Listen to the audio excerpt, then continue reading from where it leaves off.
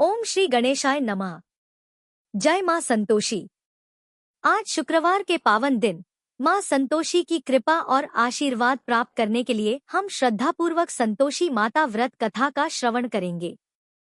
जो भक्त सच्चे मन, श्रद्धा और विश्वास के साथ मां संतोषी का व्रत और कथा करते हैं, मां उनकी सभी मनोकामनाएं पूर्ण करती हैं और उनके जीवन में सुख, शांति एवं संतोष प्रदान करती हैं। आइए मां संतोषी का स्मरण करते हुए श्रद्धा और भक्ति के साथ संतोषी माता व्रत कथा का शुभारंभ करते हैं। जय मां संतोषी। संतोषी माता व्रत कथा। एक बुढ़िया थी, उसके 7 बेटे थे। 6 कमाने वाले थे जबकि एक निकम्मा था। बुढ़िया 6 बेटों की रसोई बनाती, भोजन कराती और उनसे जो कुछ जूठन बचती वह 7वें को दे देती।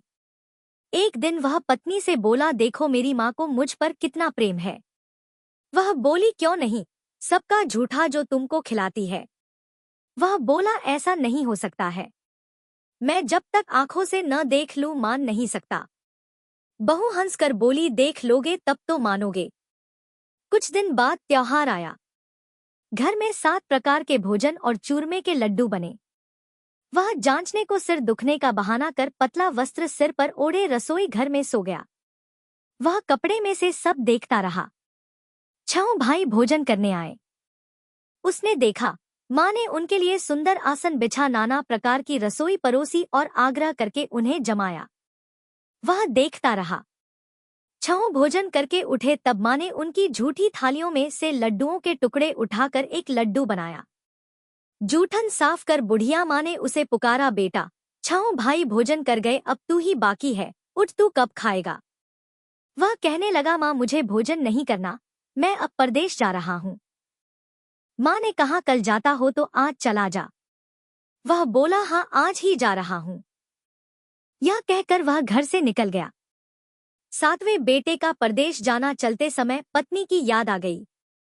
वह गौशाला में कंडे उपले थाप रही थी।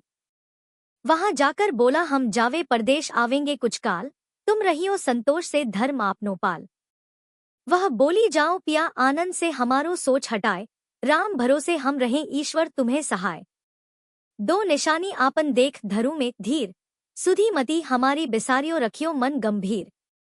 वह बोला, मेरे पास तो कुछ नहीं, यह अंगूठी है सो ले और अपनी कुछ निशानी मुझे दे। वह बोली, मेरे पास क्या है, यह गोबर भरा हाथ है।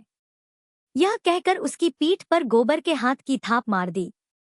वह चल दिया। चलते चलते दूर देश पहुंचा। परदेश में नौकरी वहां एक साहूकार की दुकान थी। वहां जाकर कहने लगा, भाई मुझे नौकरी पर रख लो। साहूकार को जरूरत थी, बोला रह जा। लड़के ने पूछा, तनख्वाह क्या दोगे। साहूकार ने कहा, काम देखकर दाम मिलेंगे। साहूकार की नौकरी मिली। वह सुबह 7 बजे से 10 बजे तक नौकरी बजाने लगा। कुछ दिनों में दुकान का सारा लेन देन, हिसाब किताब, ग्राहकों को माल बेचना सारा काम करने लगा। साहूकार के 7-8 नौकर थे, वे सब चक्कर खाने लगे। यह तो बहुत होशियार बन गया। सेठ ने भी काम देखा और 3 महीने में ही उसे आधे मुनाफे का हिस्सेदार बना लिया। वह कुछ वर्ष में ही नामी सेठ बन गया और मालिक सारा कारोबार उस पर छोड़कर चला गया। पति की अनुपस्थिति में सास का अत्याचार, इधर उसकी पत्नी को सास ससुर धोखा देने लगे। सारी गृहस्थी का काम कराके उसे लकड़ी लेने जंगल में भेजते। इस बीच घर के आटे से जो भूसी निकलती उसकी रोटी बनाकर रख दी जाती और फूटे नारियल की नारेली में पानी। एक दिन वह लकड़ी लेने जा रही थी। रास्ते में बहुत सी स्त्रियां संतोषी माता का व्रत करती दिखाई दी। संतोषी माता का व्रत वह वहां खड़ी होकर कथा सुनने लगी और पूछा, बहनों तुम किस देवता का व्रत करती हो और उसके करने से क्या फल मिलता है। यदि तुम इस व्रत का विधान मुझे समझा कर कहोगे तो मैं तुम्हारा बड़ा एहसान मानूंगी। तब उनमें से एक स्त्री बोली, सुनो, यह संतोषी माता का व्रत है।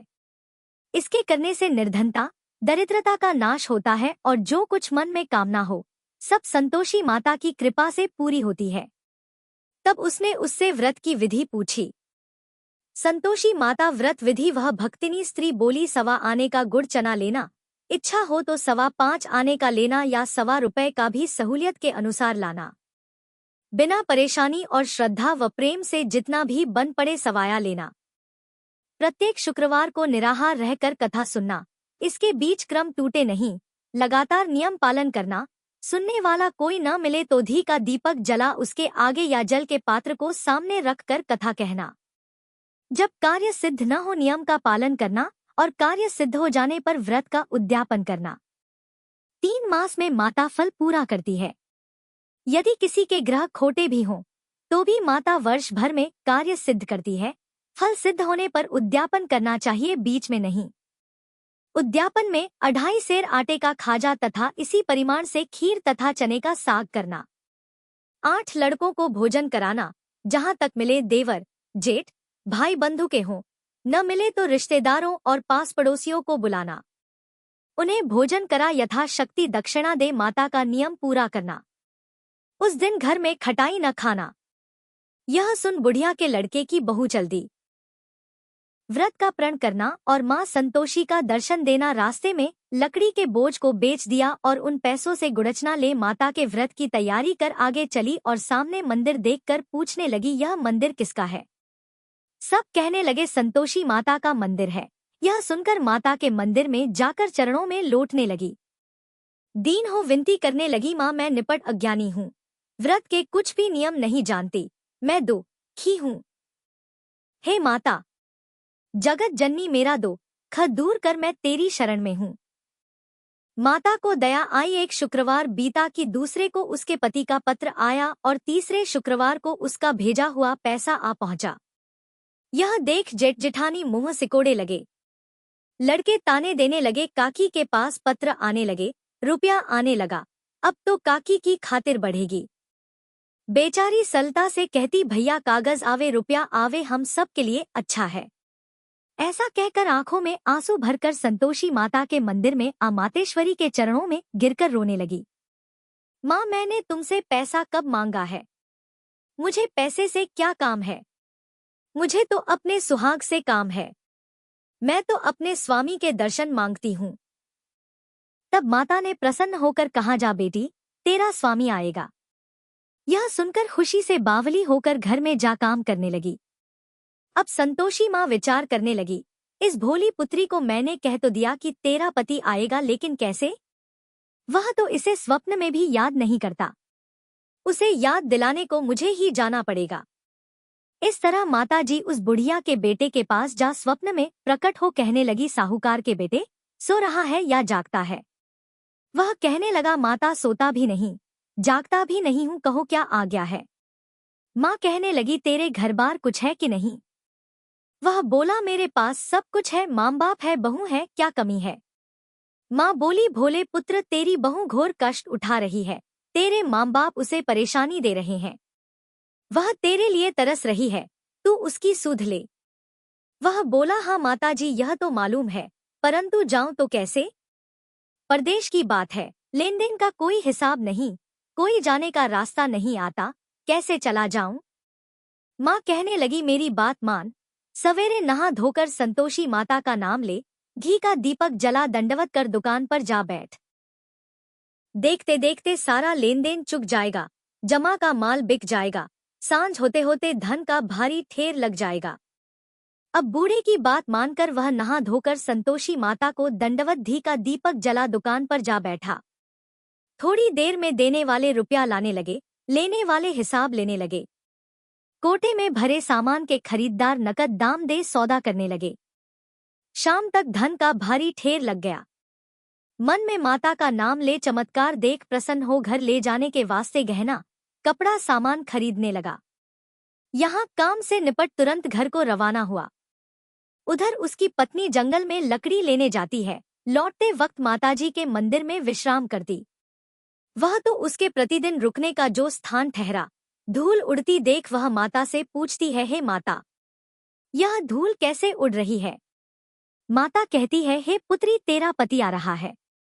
अब तू ऐसा कर, लकड़ियों के 3 बोझ बना ले, एक नदी के किनारे रख और दूसरा मेरे मंदिर पर व तीसरा अपने सिर पर।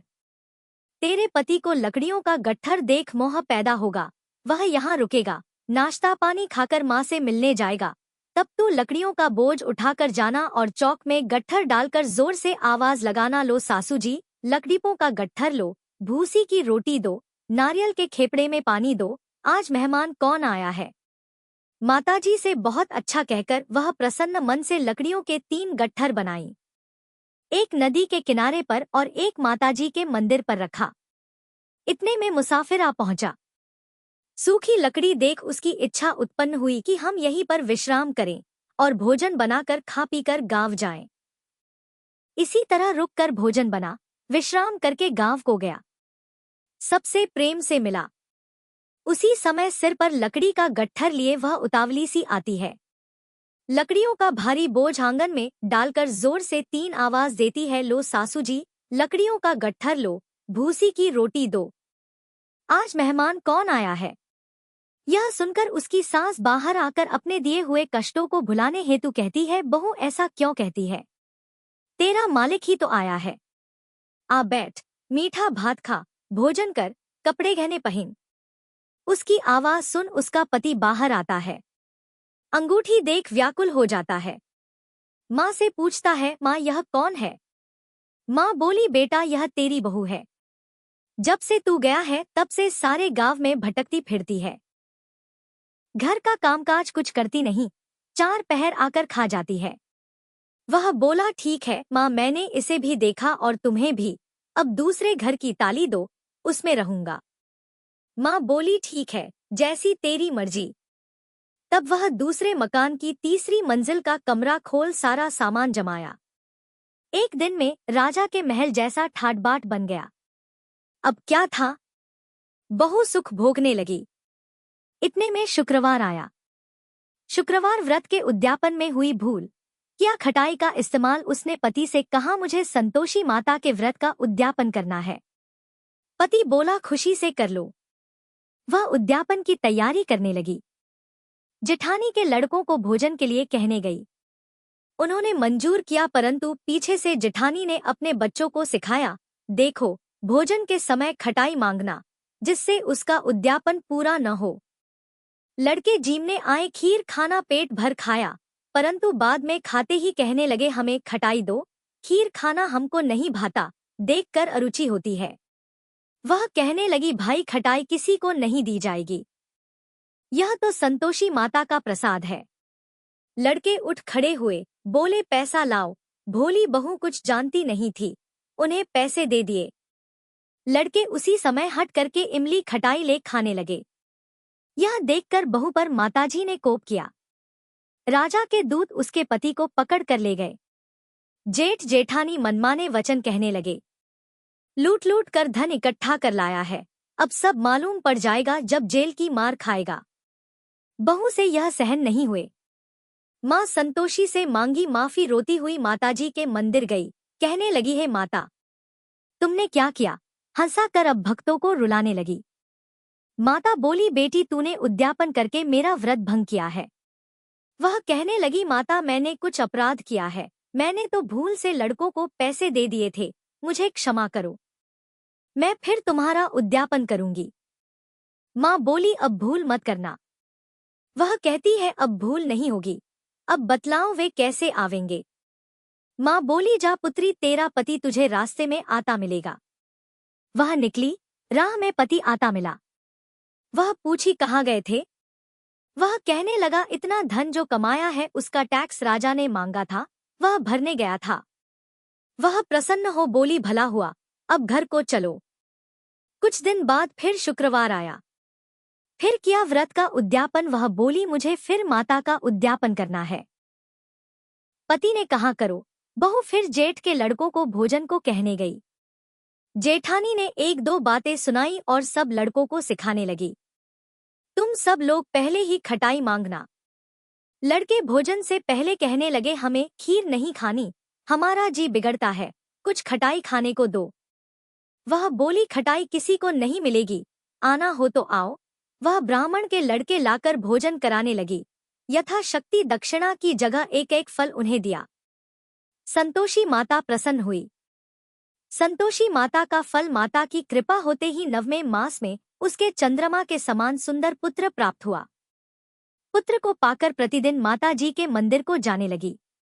माँ ने सोचा यह रोज आती है, आज क्यों न इसके घर चलूं। यह विचार कर माता ने भयानक रूप बनाया, गुड़चने से सना मुख, ऊपर सूंड के समान होठ, उस पर मक्खियां भिन भिन कर रही थी।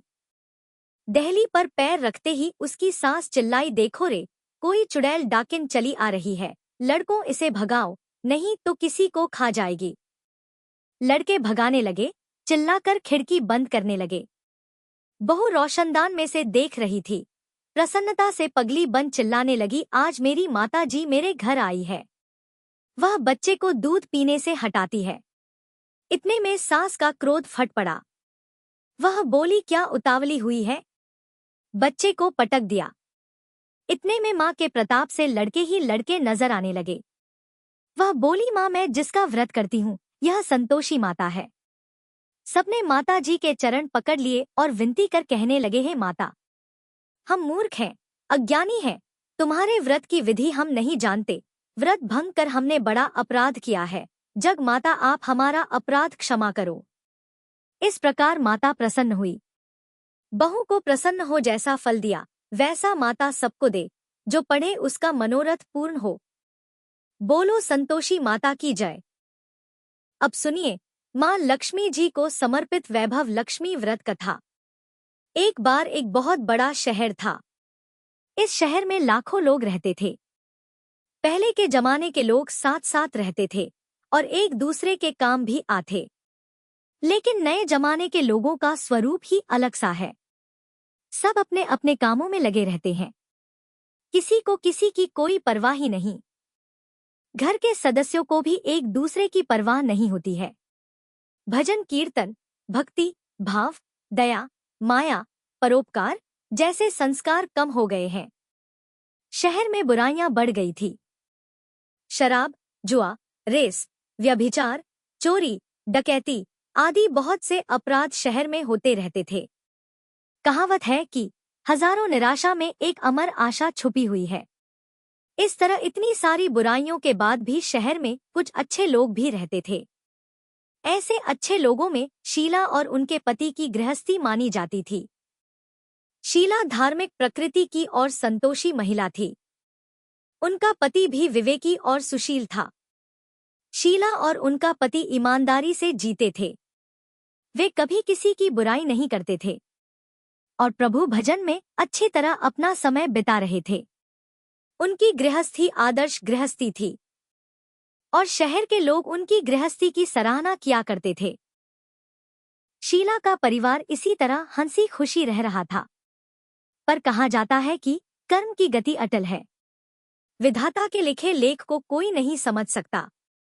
इंसान का भाग्य क्षण भर में ही राजा को रंक बना देता है और रंक को राजा। शीला के पति के पिछले जन्म के कर्म भोगने बाकी रह गए थे कि वह बुरे लोगों से संगत कर बैठा। वह जल्द से जल्द करोड़पति होने के सपने देखने लगा। इसलिए वह गलत रास्ते पर चल पड़ा और करोड़पति होने के बजाय वह रोडपति बन गया। यानी रास्ते पर भटकते भिखारी की तरह उसकी स्थिति हो गई थी। शहर में शराब, जुआ, रेस, चरस, गांजा आदि बुराइयां फैली हुई थी। उसमें शीला का पति भी फंस गया। दोस्तों के साथ उसे भी शराब की लत हो गई। जल्द से जल्द पैसा वाला बनने के लालच में दोस्तों के साथ वह रेस जुआ भी खेलने लगा। इस तरह बचाई हुई धनराशि, पत्नी के गहने सब कुछ रेस जुए में उसने गंवा दिया। समय के परिवर्तन के साथ घर में दरिद्रता और भूखमरी फैल गई। अब सुख से खाने के बजाय 2 वक्त के भोजन के भी लाले पड़ गई और शीला को पति की गालियां खाने का समय आ गया था। शीला सुशील और संस्कारी स्त्री थी। उसको पति के बर्ताव से बहुत दुख हुआ, किंतु वह भगवान पर भरोसा करके बड़ा दिल रखकर दुख सहने लगी। कहा जाता है कि सुख के पीछे दुख और दुख के पीछे सुख आता ही है, इसलिए दुख के बाद सुख भी आएगा ही। ऐसी श्रद्धा और विश्वास के साथ शीला अब प्रभु भक्ति में लीन रहने लगी। इस तरह शीला दुख सहते सहते भगवान के ध्यान में अपना समय बिताने लगी। अचानक एक दिन दोपहर में उनके द्वार पर किसी ने दस्तक दी। शीला सोच में पड़ गई कि मुझ जैसे गरीब के घर पर इस समय भला कौन आया होगा। फिर भी द्वार पर आए हुए अतिथि का आदर करना चाहिए। ऐसे आर्य धर्म के संस्कार वाली शीला ने खड़े होकर द्वार खोला। देखा तो एक मांझी खड़ी थी। वे बड़ी उम्र की लगती थी, किंतु उनके चेहरे पर अलौकिक तेज निखर रहा था। उनकी आंखों में से मानो अमृत बह रहा हो। उनका भव्य चेहरा करुणा और प्यार से छलक रहा था। उनको देखते ही शीला के मन में अपार शांति छा गई। वैसे तो शीला इन मांझी को बिल्कुल भी पहचानती नहीं थी, फिर भी उनको देखकर शीला के मन में आनंद छा गया। शीला मांझी को आदर और सम्मान के साथ घर में लिवा लाई। घर में बिठाने के लिए कुछ भी नहीं था, इसलिए शीला ने सकुचा कर एक फटी हुई चादर पर उनको बिठाया। मां जी ने शीला से कहा, क्यों शीला, मुझे पहचाना नहीं? शीला ने थोड़ा हिचकिचाना, जी आपको तो देखते ही बहुत खुशी हो रही है, बहुत शांति मिल रही है। ऐसा लगता है कि मैं बहुत दिनों से जिसे ढूंढ रही थी वे आप ही है, पर मैं आपको पहचान नहीं सकती। मां जी ने हंसकर कहा, क्यों बेटी भूल गई? हर शुक्रवार को लक्ष्मी जी के मंदिर में भजन कीर्तन होते रहते हैं, तब मैं भी वहीं आती हूँ। वहाँ हर शुक्रवार को हम मिलते हैं। पति गलत रास्ते पर चलने लगा, तब से शीला बहुत दुखी हो गई थी और दुख के मारे अब वह लक्ष्मी जी के मंदिर भी नहीं जाती थी। बाहरी लोगों के साथ नजरें मिलाने में भी उसे शर्म आती थी। उसने मांझ के कहने पर अपनी याददाश्त पर जोर दिया, लेकिन वह मांझी उसे याद ही नहीं आ पा रही थी। तब मांझी ने कहा, बेटी तू लक्ष्मी जी के मंदिर में कितने मधुर भजन गाती थी, अब तू वहां दिखाई नहीं देती थी, इसलिए मुझे लगा कि पता नहीं तू क्यों नहीं आती है। कहीं बीमार तो नहीं हो गई ना, ऐसा सोचकर ही मैं तुझसे मिलने चली आई हूँ। मांझी के अति प्रेम भरे शब्दों से शीला का हृदय पिघल गया था। उसकी आंखों में आंसू आ गए और मांझी के सामने वह बिलख बिलख कर रोने लगी।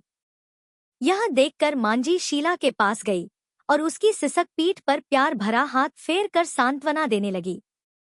मां जी ने कहा, बेटी सुख और दुख तो धूप छांव की तरह होते हैं। धैर्य रखो बेटी, और तुझे परेशानी क्या है? तेरे दुख की बात मुझे सुना, तेरा मन हल्का हो जाएगा और तेरे दुख का कोई उपाय भी मिल जाएगा। मां जी की बात सुनकर शीला के मन को बहुत शांति मिली। फिर उसने मां जी से कहा, मां जी मेरी गृहस्थी में भरपूर सुख और खुशियां थी। मेरे पति भी सुशील थे, अचानक हमारा भाग्य हमसे रूठ गया। मेरे पति बुरी संगति में फंस गए और बुरी आदतों के शिकार हो गए और अपना सब कुछ गवा बैठे। अब हम रास्ते के भिखारी जैसे बन गए हैं। यह सुनकर मां जी ने कहा, ऐसा कहा जाता है कि कर्म की गति न्यारी होती है। हर इंसान को अपने अपने कर्म भुगतने ही होते हैं, इसलिए बेटी तू चिंता मत कर, अब तू अपने कर्म भुगत चुकी है और अब तुम्हारे सुख के दिन अवश्य आएंगे। तू तो मां लक्ष्मी जी की भक्त है और मां लक्ष्मी जी तो प्रेम और करुणा की अवतार हैं। वे अपने भक्तों पर हमेशा ममता रखती हैं। इसलिए तू धैर्य रखकर मां लक्ष्मी जी का व्रत कर, इससे सब कुछ ठीक हो जाएगा। मां लक्ष्मी जी का व्रत करने की बात सुनकर शीला के चेहरे पर चमक आ गई। उसने पूछा, मां लक्ष्मी जी का व्रत कैसे किया जाता है? वह मुझे समझाइए, मैं यह व्रत अवश्य करूंगी। मां जी ने कहा, बेटी मां लक्ष्मी जी का व्रत बहुत सरल है। इसे वरद लक्ष्मी व्रत या वैभव लक्ष्मी व्रत भी कहा जाता है। यह व्रत करने वाले की सारी मनोकामनाएं पूरी हो जाती हैं और वह सुख समृद्धि और यश की प्राप्ति करता है। ऐसा कहकर मां जी वैभव लक्ष्मी व्रत की विधि कहने लगी। बेटी वैभव लक्ष्मी व्रत वैसे तो बहुत ही सरल सा व्रत है, किंतु कई लोग इस व्रत को गलत तरीके से करते हैं, इसलिए उसका कोई भी फल नहीं मिलता। कई लोग कहते हैं कि सोने के गहने की हल्दी कुमकुम से पूजा करो, बस व्रत हो गया, लेकिन ऐसा नहीं है। कोई भी व्रत शास्त्रीय विधि से करना चाहिए, तभी भी उसका फल मिलता है। सच्ची बात यह है कि सोने के गहनों का भी विधि से पूजन करना चाहिए। व्रत की उद्यापन विधि भी शास्त्रीय विधि से करनी चाहिए। यह व्रत शुक्रवार को ही करना चाहिए। प्रातःकाल स्नान करके स्वच्छ कपड़े पहनो और सारा दिन जय मां लक्ष्मी का जाप करते रहो। किसी की निंदा नहीं करनी चाहिए। शाम को पूर्व दिशा में मुंह करके साफ आसन पर बैठ जाओ। सामने चौकी रखकर उस पर साफ कपड़ा बिछाओ और उसके ऊपर चावल का छोटा सा ढेर करो। उस ढेर पर पानी से भरा तांबे का कलश रखकर कलश पर एक कटोरी रखो। उस कटोरी में एक सोने का गहना रखो। सोने का ना हो तो चांदी का भी चलेगा। चांदी का ना हो तो नकद रुपया भी चलेगा। फिर घी का दीपक और धूप जलाकर रखो। मां लक्ष्मी जी के बहुत स्वरूप हैं और मां लक्ष्मी जी को श्री यंत्र अति प्रिय है। इसलिए वैभव लक्ष्मी व्रत में पूजन करते समय सबसे पहले श्री यंत्र और लक्ष्मी जी के विधि स्वरूपों का सच्चे मन से दर्शन करो। उसके बाद लक्ष्मी स्तवन का पाठ करो। बाद में कटोरी में रखे हुए गहने या रुपयों को हल्दी कुमकुम और अक्षत चढ़ाकर पूजा करो और लाल रंग का पुष्प चढ़ाओ। शाम को कोई मीठी चीज बनाकर उसका प्रसाद रखो। ना हो सके तो शक्कर या गुड़ का भी भोग लगा सकते हो। फिर आरती करके 11 बार सच्चे हृदय से जय मां लक्ष्मी बोलो। बाद में 11 या 21 शुक्रवार यह व्रत करने का दृढ़ संकल्प मां के सामने करो और आपकी जो भी मनोकामना हो वह पूरी करने की मां लक्ष्मी जी से विनती करो। फिर मां का प्रसाद सब में बांट दो। थोड़ा प्रसाद अपने लिए भी रख लो। अगर आप में शक्ति हो तो सारा दिन उपवास रखो और सिर्फ प्रसाद खाकर शुक्रवार का व्रत करो। शक्ति ना हो तो एक बार शाम को प्रसाद ग्रहण करते समय खाना खा लो। बाद में कटोरी में रखा गहना या रुपया ले लो। कलश का पानी तुलसी की क्यारी में डाल दो और चावल पक्षियों को डाल दो। इसी तरह शास्त्रीय विधि से व्रत करने से उसका फल अवश्य मिलता है। इस व्रत के प्रभाव से सब प्रकार की विपत्ति दूर होकर आदमी धनवान हो जाता है। संतान ना हो तो उसे संतान की प्राप्ति होती है। सौभाग्यवती स्त्री का सौभाग्य अखंड रहता है। कुमारी लड़की को मनभावन पति मिलता है। मांझी के मुख से यह सुनकर शीला बहुत आनंदित हो गई। फिर पूछने लगी, माँ आपने वैभव लक्ष्मी व्रत की जो शास्त्रीय विधि बताई है वैसे मैं अवश्य करूंगी, किंतु उसकी उद्यापन विधि किस तरह करनी चाहिए यह भी कृपा करके सुनाइए। मां जी ने कहा 11 या 21 जो भी मन्नत मांगी हो उतने शुक्रवार यह वैभव लक्ष्मी व्रत पूरी श्रद्धा और भावना से करना चाहिए। व्रत के आखिरी शुक्रवार को खीर का नैवेद्य रखो। पूजन विधि हर शुक्रवार को वैसे ही करते हैं जैसी आपने पहले व्रत में करी है। पूजन विधि के बाद श्रीफल तोड़ो और कम से कम 7 कुंवारी या सौभाग्यशाली स्त्रियों को कुमकुम का तिलक करके वैभ लक्ष्मी व्रत की एक पुस्तक उपहार में देनी चाहिए। सबको खीर का प्रसाद देना चाहिए। फिर धन लक्ष्मी स्वरूप वैभव लक्ष्मी स्वरूप मां लक्ष्मी जी की छवि को प्रणाम करें। मां लक्ष्मी जी का यह स्वरूप वैभव देने वाला है। प्रणाम करके मन ही मन भावुकता से मां की प्रार्थना करते समय कह कि हे मां धन लक्ष्मी, हे मां वैभव लक्ष्मी, मैंने सच्चे हृदय से आपका व्रत पूर्ण किया है, तो हे मां हमारी मनोकामना पूर्ण कीजिए। हम सबका कल्याण कीजिए। जिसे संतान ना हो उसे संतान देना, सौभाग्यशाली स्त्री का सौभाग्य अखंड रखना, कुंवारी लड़की को मनभावन पति देना। मां आपका यह चमत्कारी वैभव लक्ष्मी व्रत जो करें उसकी सब विपत्ति दूर करना, सबको सुखी करना। हे मां आपकी महिमा अपरंपार है। मां जी से वैभव लक्ष्मी व्रत की शास्त्रीय विधि सुनकर शीला भाव विभोर हो उठी। उसे लगा मानो सुख का रास्ता मिल गया हो। उसने आंखें बंद करके मन ही मन उसी क्षण संकल्प लिया कि हे मां वैभव लक्ष्मी, मैं भी मां जी के कहे अनुसार श्रद्धापूर्वक शास्त्रीय विधि से वैभव लक्ष्मी व्रत 21 शुक्रवार तक करूंगी और व्रत की शास्त्रीय रीति के अनुसार उद्यापन भी करूंगी। शीला ने संकल्प करके जैसे ही आंखें खोली तो सामने कोई भी नहीं था। वह हैरान रह गई कि मांझी कहाँ गई। वह मांझी कोई दूसरा नहीं बल्कि साक्षात लक्ष्मी जी ही थी।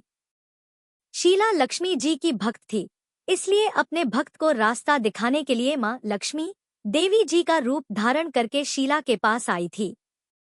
दूसरे दिन शुक्रवार था। प्रातःकाल स्नान करके स्वच्छ कपड़े पहनकर शीला मन ही मन श्रद्धा और भक्ति से जय मां लक्ष्मी का मन ही मन रटन करने लगी। सारा दिन किसी की निंदा नहीं की। शाम हुई तब हाथ पांव मुंह धोकर शीला पूर्व दिशा की ओर मुंह करके बैठी। घर में पहले तो बहुत सारे सोने के गहने थे, लेकिन पति ने गलत रास्ते पर चलकर सब गिरवी रख दिए थे। पर नाक की कील बच गई थी। नाक की कील निकालकर उसे धोकर शीला ने कटोरी में रख दी। सामने चौकी पर रुमाल रखकर मुट्ठी भर चावल का ढेर किया। उस पर तांबे का कलश पानी भर कर रखा। उसके ऊपर कील वाली कटोरी रखी। फिर विधि पूर्वक वंदना, स्तुति, पूजन वगैरह किया और घर में थोड़ी शक्कर थी, वह प्रसाद में रखकर वैभव लक्ष्मी व्रत किया। वह प्रसाद पहले पति को खिलाया। प्रसाद खाते ही पति के स्वभाव में अंतर आ गया। उस दिन उसने शीला को नहीं सताया भी नहीं। शीला को बहुत आनंद हुआ। उसके मन में वैभव लक्ष्मी व्रत के लिए श्रद्धा बढ़ गई थी। शीला ने पूर्ण श्रद्धा भक्ति भाव से 21 शुक्रवार तक व्रत किया। 21वें शुक्रवार को विधि पूर्वक उद्यापन विधि करके 7 स्त्रियों को वैभव लक्ष्मी व्रत की 7 पुस्तकें उपहार में दी। फिर माँ जी के धन लक्ष्मी स्वरूप की छवि को वंदन करके भक्ति भाव से मन ही मन प्रार्थना करने लगी कि हे माधन लक्ष्मी, मैंने आपका वैभव लक्ष्मी व्रत करने की मन्नत मानी थी। यह व्रत आज मैंने पूर्ण किया है। हे माँ, मेरी हर विपत्ति दूर करो, हमारा सबका कल्याण करो। जिससे संतान ना हो उसे संतान देना। सौभाग्यवती स्त्री का सौभाग्य अखंड रखना। कुंवारी लड़की को मनभावन पति देना। जो कोई आपका यह चमत्कारी वैभव लक्ष्मी व्रत करे, उसकी सब विपत्ति दूर करना, सबको सुखी करना। हे माँ, आपकी महिमा अपार है। ऐसा कहकर लक्ष्मी जी के धन्य लक्ष्मी स्वरूप की छवि को उसने प्रणाम किया। इस तरह शास्त्रीय विधि से शीला ने श्रद्धा से व्रत किया और तुरंत ही उसे फल भी मिल गया। उसका पति अब सही रास्ते पर चलने लगा और अच्छा आदमी बन गया तथा कड़ी मेहनत से व्यवसाय करने लगा। धीरे धीरे समय बदला और उसने शीला के गिरवी रखे गहने भी छुड़ा लिए। अब घर में धन की बाढ़ सी आ गई थी। घर में पहले जैसी सुख शांति छा गई। वैभव लक्ष्मी व्रत का प्रभाव देखकर मोहल्ले की दूसरी स्त्रियां भी शास्त्रीय विधि से वैभव लक्ष्मी का व्रत कर लगी। हे मां धन लक्ष्मी, आप जैसे शीला पर प्रसन्न हुई, उसी तरह आपका व्रत करने वाले सब पर प्रसन्न होना, सबको सुख शांति देना। जय मां धन लक्ष्मी, जय मां वैभव लक्ष्मी। ये थी वैभव धनलक्ष्मी की कथा। जीवन के सभी कष्ट दूर करना, हमारे घर परिवार में सुख, शांति, प्रेम और समृद्धि बनाए रखना तथा सभी भक्तों की मनोकामनाएं पूर्ण करना। जो भी भक्त श्रद्धा और विश्वास से मां संतोषी की इस पावन कथा को सुनता है, मां उसकी सभी मनोकामनाएं पूर्ण करे। जय मां संतोषी। मां संतोषी सबकी मनोकामना पूर्ण करे। संतोषी माता की जय। जय जय मां संतोषी।